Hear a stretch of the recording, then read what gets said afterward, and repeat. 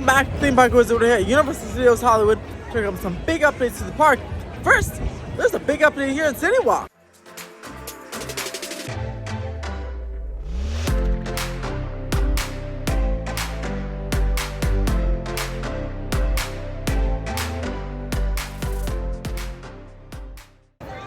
That's right, the Play Nintendo Tour is here. I think it's here all the way until August 26th or something. I think it's just this weekend. But here at the CityWalk, you go in, make a little reservation on the QR code.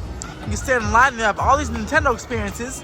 And it takes up 2 whole tents right here at the Universal Plaza. That's pretty cool.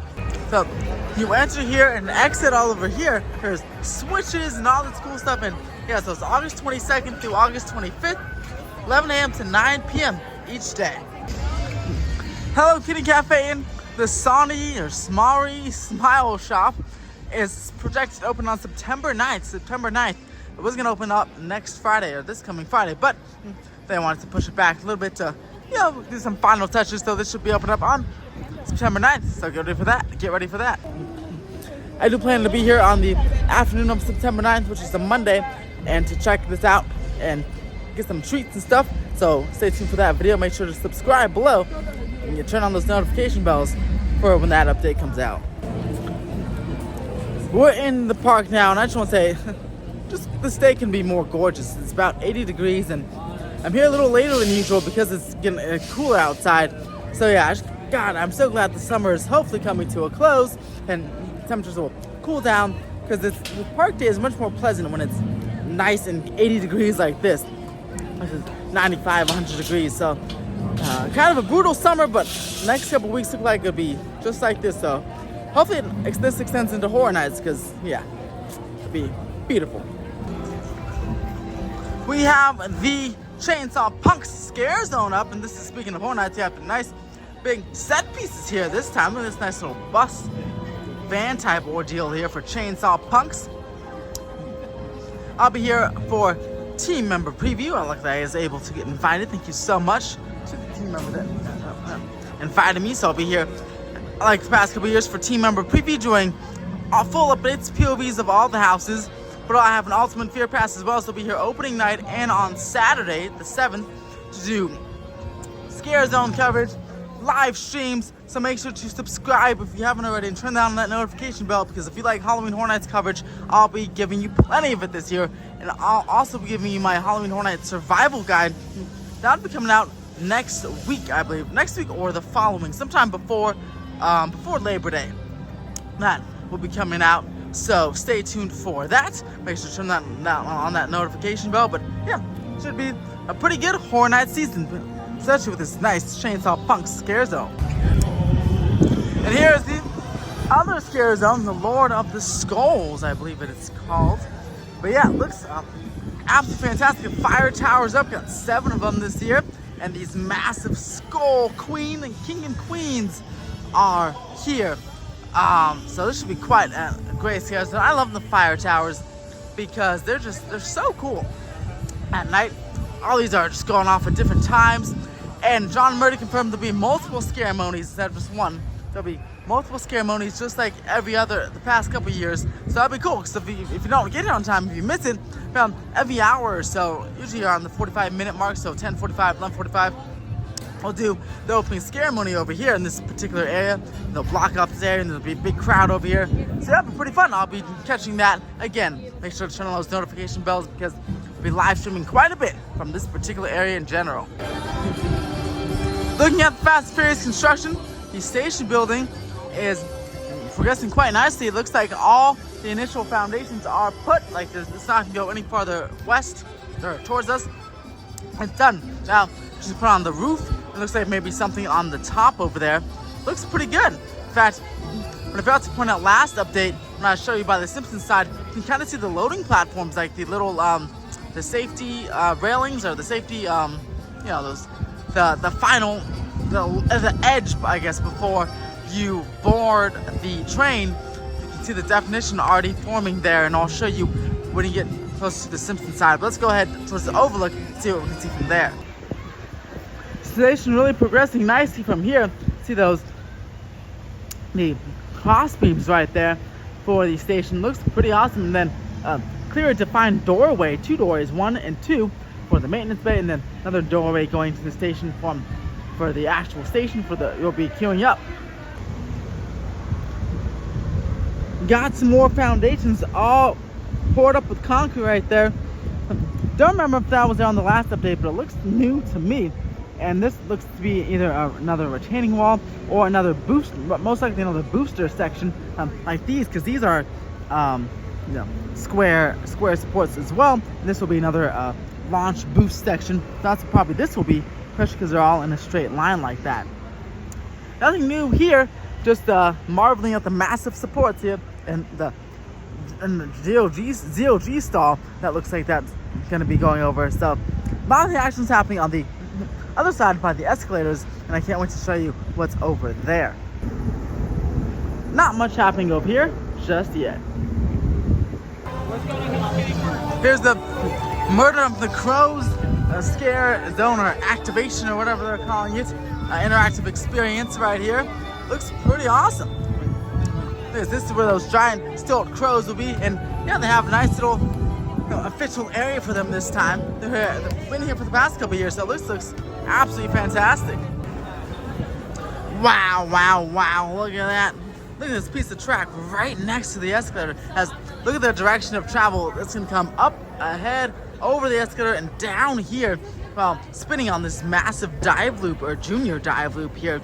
This is gonna be absolutely incredible. It doesn't look like it on camera, but it's very close. And actually, I kind of jumped because I saw the pictures online, so I expected the piece of track here, but this is like really close. This is like the camera just does not do it justice. This is super cool. This is super cool. Like, wow, wait, this is, again, right next to the escalators here, and this piece of track is right there. And there'll be another one right here. This, again, this dive loop is popping in, and the direction of travel is coming on down here. Yeah, this is gonna be a crazy shot. Like, this is gonna be a great people watching moment too. Here's some shots of just going down the escalator. Get a better shot when we stop, but this is pretty awesome here. Okay, so we're here at the bottom, and again, this is where the glass structure is gonna go. It's gonna look just like this, and it's gonna be the scream shield over to kind of block the sound from you go down this massive dive loop here. Let's get a little bit of a closer look here. Here's a nice shot of the track going down the escalator. That's pretty awesome.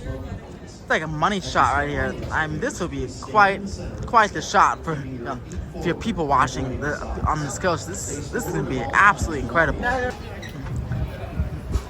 On this side, all these footers are ready to go, ready for supports. They're all done. All the concrete is curing. So next couple weeks should be all full of the next batch of supports. Look just like that. It'll be pretty cool.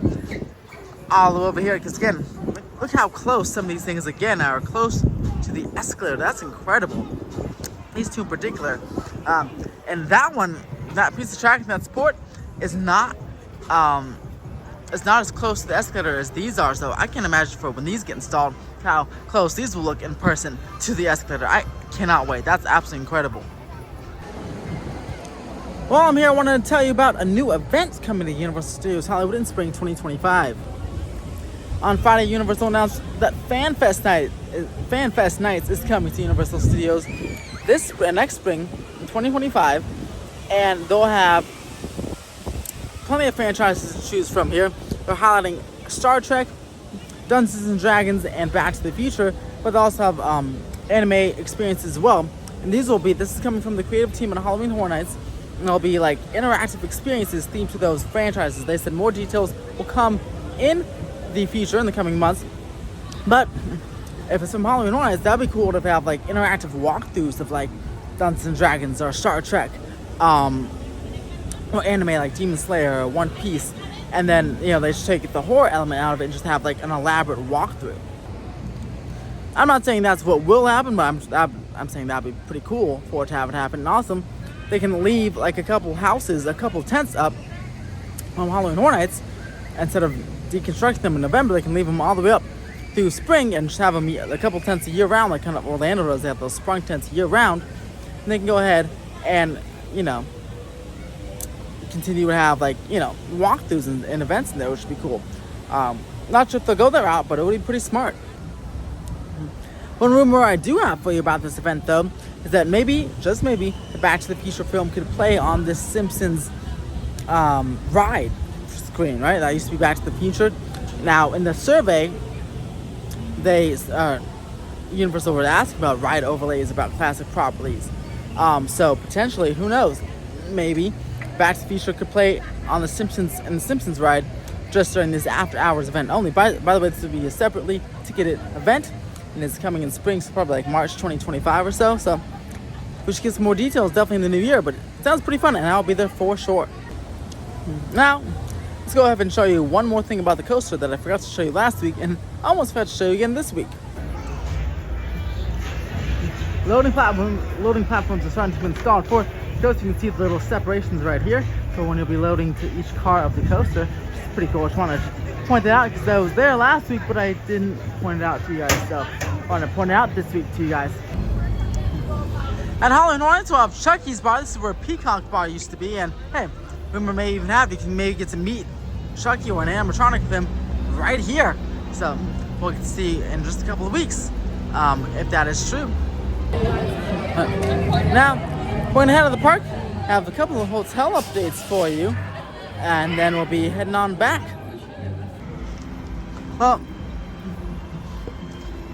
it's interesting. So buses can park here, as you can see, but I feel like recently these no parking zones have been added. No parking areas have been added to this zone. So obviously there's a bus here now and a few others. But I'm curious because, and here's another one coming. Curious if maybe this will eventually be blocked off as hotel construction may start soon. Yeah, that's it so far, but I'll be back this week to check up on any hotel updates, definitely some Fast Furious updates and much more.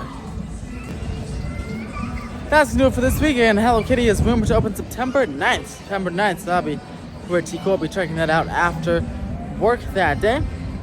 If you like this video, press that thumbs up, subscribe for more theme park updates, and as always, have a fantastic day.